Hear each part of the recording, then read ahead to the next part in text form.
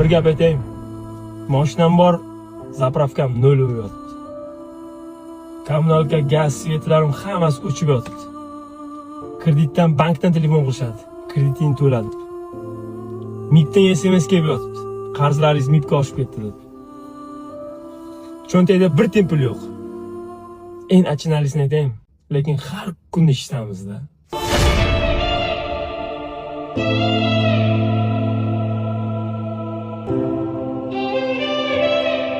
Assalomu alaykum. Va alaykum assalom. Qo'lingizda 2 ta paket bor edi shekilli. Ha, pastda qo'shnilarga berdim. Yetim bolalarini ko'zi kulsin dedim-da. Shu yetimlarni ham sizdan boshqa boqadiganlari bormi ekan? Biz kimmiz? Gunohkor banda.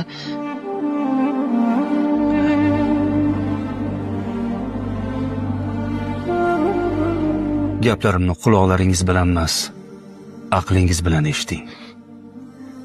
Bir piyonista o'libdi. Farishtalar unga jannatga marhamat qiling deyishayotganmish. Odam hayron. Axir men bir piyonista bo'lgan bo'lsam, qanaqa jannat? Biron yaxshi ishim yo'q edi. Biz ham so'radik. Bu odamni jannatga kirgizadigan nima yaxshi ishi bor edi?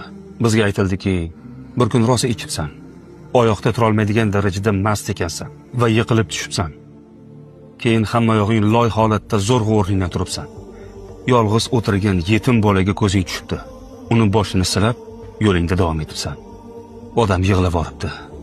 Eslayman o'sha paytni.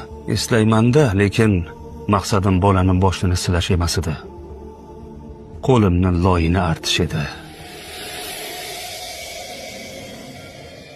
Farishta javob beribdi. Seni maqsading yomon bo'lgan bo'lishi mumkin.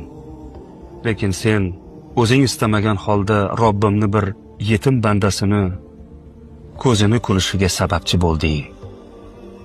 Shu sababli afv etilding.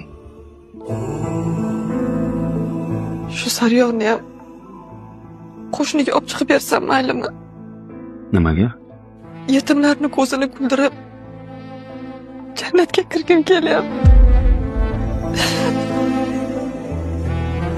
Men ularga hozir sariyog' berdim. Yaxshisiz bu sariyog'dan shirinlik tayyorlab olishing.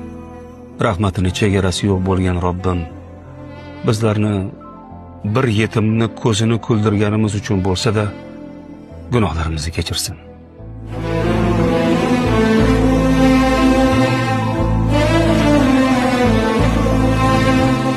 Shashlik yeganmisiz? Shashlik? Qanaqaligini bilasiz? Shashlikni? Umuman yemaganmisiz shashlik?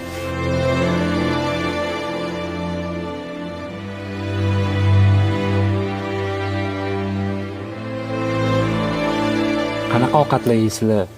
Faqat rolton yeymiz kuniga. 3-4 kunlab och qolib ketishgan ekan.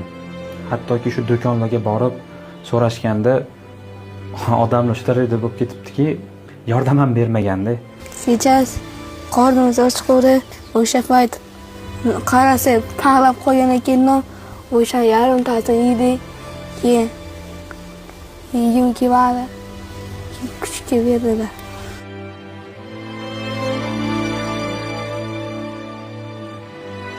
Tomni ham yo'q. Mashta yomg'ir yog'averganidan mana uy shu darajada bo'lib ketgan.